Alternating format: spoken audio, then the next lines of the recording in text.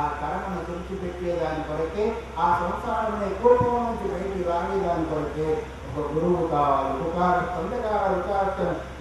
రుణాకి శిష్యోద్యోగం తత్వం బోధైకి గురువు అని ఒక మహానుభావుడు ఇచ్చాడు. దగ్గర తీసుకుంటాడు, యథార్థ స్వరూపాన్ని బోధించి సంసారం అనే ఈ కోపం నుంచి బయట ధరింపజేసి తన అంతటి వారిగా చేసి మళ్ళీ జన్మనేది లేకుండా చేస్తారు. కాబట్టి అతడు సద్గురువు అన్నారు. దుర్లభం చూస్తున్నారు దుర్లభం అని. ఈ లోకంలో దుర్లభమైన వస్తువు ఏంటయ్యా అని అడిగారు. మీరు వచ్చిపోయాలని చూస్తున్నారు కానీ ఆ మాట వినట్లేదు. వింటున్నారా? కూరలు చూస్తున్నారు. ఈ వచ్చిపోయే వాళ్ళ కూడా మధ్యలో రాకపోకండి, ఆ పక్క నుంచి ఈ పక్క ఉంటారండి. ఒకరొకరు ఉండండి. ఎందుకంటే ఈ వస్తువు ఏంటి అని అడిగారు, ప్రశ్న వేశారు. మనం ప్రయత్నం చేస్తే డబ్బులు పెట్టుకుంటే ఏదైనా సంపాదించాలి. ఆఖరి చంద్రులో కూడా పోతామని లేదు చెప్పండి. మనతో పోతే మనలాంటి వాళ్ళు ఎవరో పోతున్నారు లేదా అని ఒక్కటి మాత్రం దుర్లభం అన్నారు. ఎంత ప్రయత్నించినా దొరకదు. ఏంటి? సద్గురులకి. సద్గురువు దొరకడం చాలా దుర్లభం. గురువు మాత్రం చాలా దొరుకుతూ ఉంటారు. రూపాయలు మా బ్రహ్మగారిలో కలిగి వస్తే రూపాయి పాలు గురువు దొరుకుతాడు. ఏం గురువు? ఒక బీగిస్తావా? బీగితవాడు కూడా గురువే. ఏం గురువు? ఇచ్చేవాడు కూడా గురువే. ఆటవాడు గురువే. పలానా అందరూ కూడా 11 రోజులకు ఒక గురువు. ఇప్పుడు వస్తే 11 రోజులు కార్యక్రమం పెడితే ఒక గురువు.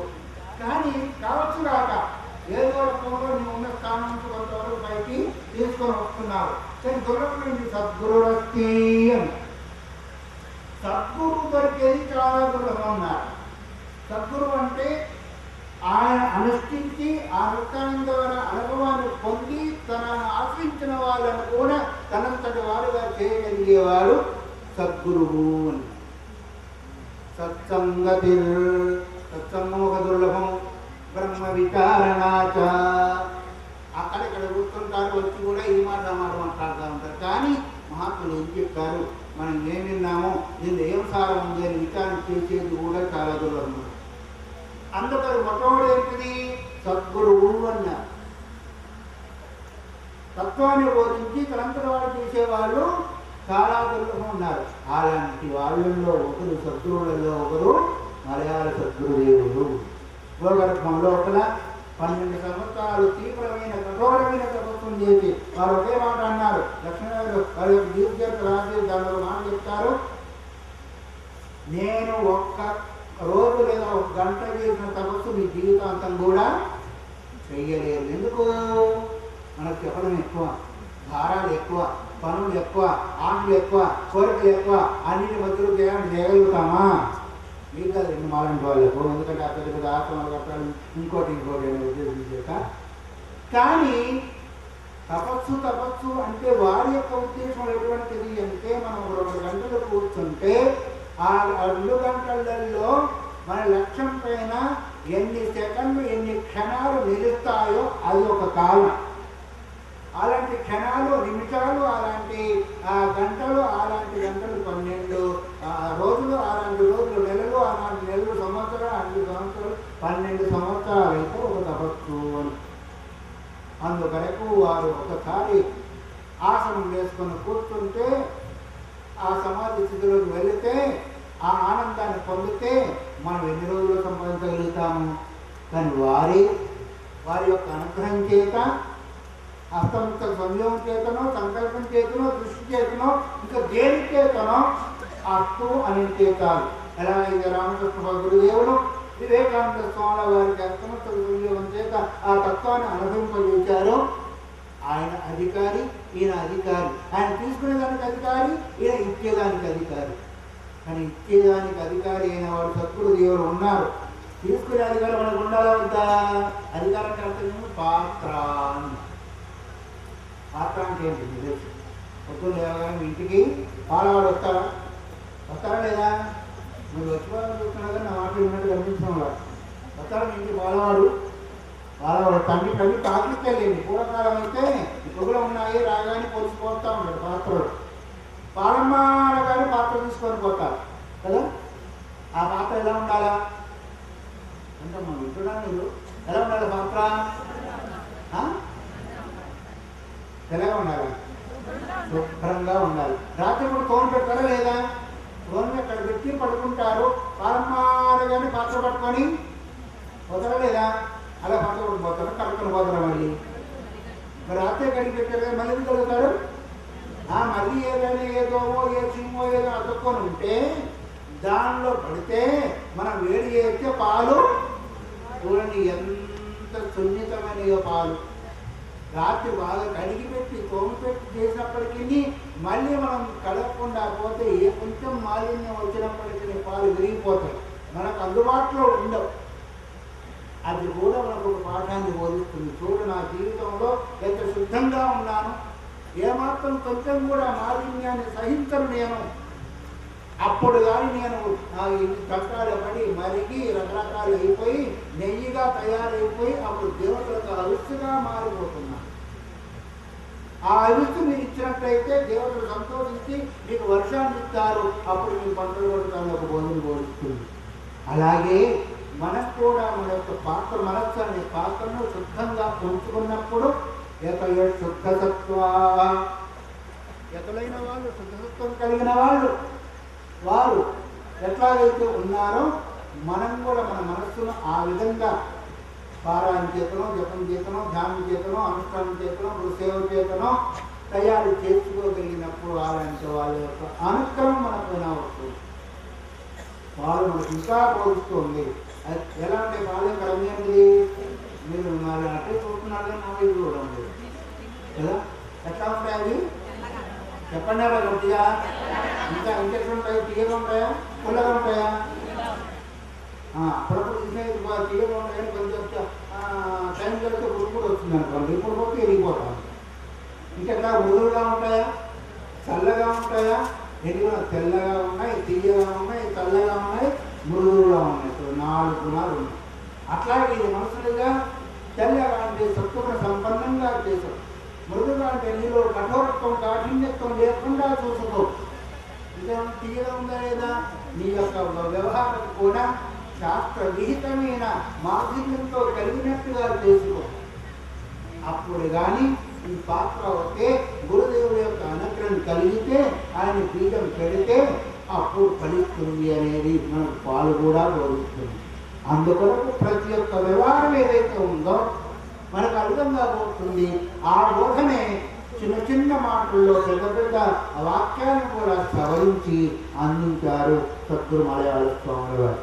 అందుకొరకు వారిని మనము ఇప్పుడు గుర్తు చేసుకుంటూ దాని ద్వారా ఏదైతే ఉందో వారి అనుభవ వాక్యాలు మొట్టమొదటి ఇక్కడికి వచ్చినందుకు ఆ రోడ్డు ఉంటాయి కనిపిస్తారు ఏంటి అందరూ. దయగల హృదయమే భగవన్ నిలయము అని. హృదయము అనే శబ్దంలో ఆ మొదటి అక్షరం చివరక్షరం తీసేస్తే ఏమవుతుంది చెప్పండి. వాళ్ళ హృదయము కదా, మూ తీసేయి, హరో తీసేయి, మధ్యలో ఏముంది? ఈ శరీరంలో మధ్యలో ఏముంది? హృదయం ఉంది. దాని దయ లేకపోతే ఏంటి? దెయ్యాల కొంప. అంతేనే కాంత. ఎట్లా అయితే మీ సంతానం పైన మీరు దయగలిగి రకరకాలైన సేవ చేస్తూ ఉంటారో అట్లాగే దయ అంటే ఏదో పెట్టమని చేయమని కాదు. మన ఆత్మోన్నతికి అడ్డు తగిలినది కలిగించుకోలేదు, ఇతరులు ఆత్మోన్నతికి అడ్డుపోకుండా ఉండే అది సనాతన ధర్మం అన్నారు మలయాళ స్వాముల వారు. అందుకొరకు ఏది మన ఉన్నతికి అడ్డు తగులుతూ ఉందో, అది వస్తువు కావచ్చు, వ్యక్తి కావచ్చు, విషయం కావచ్చు, వాక్కు కావచ్చు, దాన్ని తొలగించుకోవడం ఏదైతే ఉందో ముఖ్యమైన కర్తవ్యము మనదయ్యు. అలా కాకుండా పాత్రగానే ఉంచి పాలు తీసుకొని వేడి చేసినట్టయితే ఏమవుతుందంటే విరిగిపోతాయి, అది భోగ్య వస్తువుగా కూడా మారదు. ఆ విధంగా మనం చేసుకునే దాని కొరకు ఇలాంటి కార్యక్రమాలు ఎంతో అవసరం. కాబట్టి ఆ ఉపలక్ష్యం ఏదో ఒక లక్ష్యం నిమిత్తం లేకుండా కార్యం జరగదు. కాబట్టి 125వ జయంతిని ఈ యొక్క నిమిత్తాన్ని పురస్కరించుకొని ఇక్కడ అందరం కూడా సమావేశమయ్యాము. మరి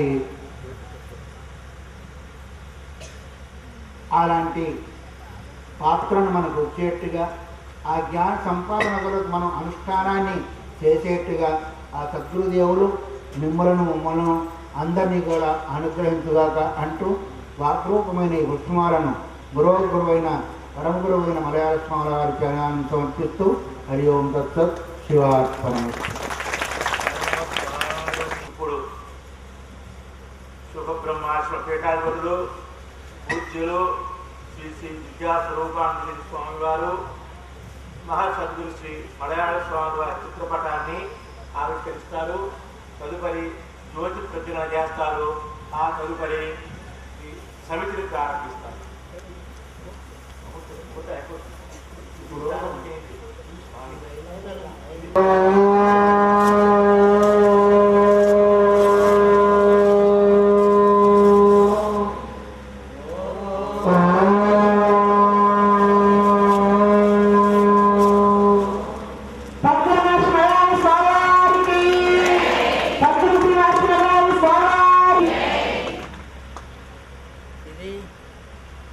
సద్గురు స్వామి వారి అసలు ఫోటో అంటే అన్నీ కాదంటే అలా కాదు.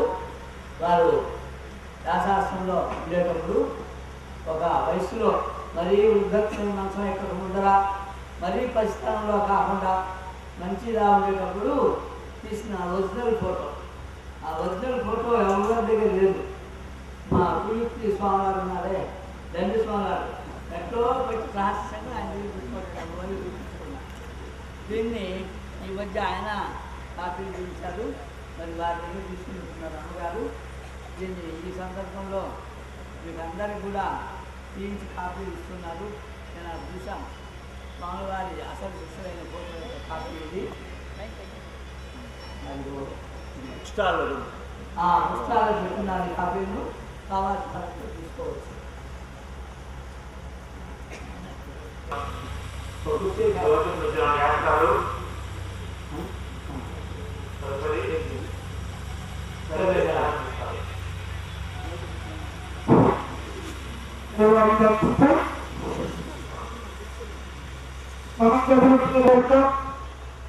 ప్రచారం జరుగుతుంది. అయినప్పటికీ మనకంటూ ఒక సమితి ఉండాలి. ఆంధ్ర రాష్ట్రమే కాకుండా అందులో కర్ణాటక రాష్ట్రాలు కూడా ఈ సమితి పేరు మీద స్వామివారి యొక్క ఆరాధన కార్యక్రమాన్ని కర్ణాటక రాష్ట్రంలో జరిపించాలనే యొక్క సంకల్పంతో ఈ జయంతి ఆరాధన కార్యక్రమాలు జరుగుతూ ఉన్నవి. ఈ సంవత్సరము ఎందుకో గుర్తునే ఒక సమితి అనేది ఒకటి ఉంటే బాగుంటుందేమో అన్నట్లుగా మాకు స్వామివారు పలికించినారు. శుభముహూర్తం ఇప్పుడు ఆసన్నమైంది. శ్రీ స్వామివారి యొక్క పవిత్ర కార్యక్రమంలో వచ్చే ఆ సమితి సద్గురు శ్రీ మలయాళ స్వామి గీత ప్రచార సమితి అనే పేరుతో ఇప్పుడు ప్రారంభోత్సవం జరుగుతుంది.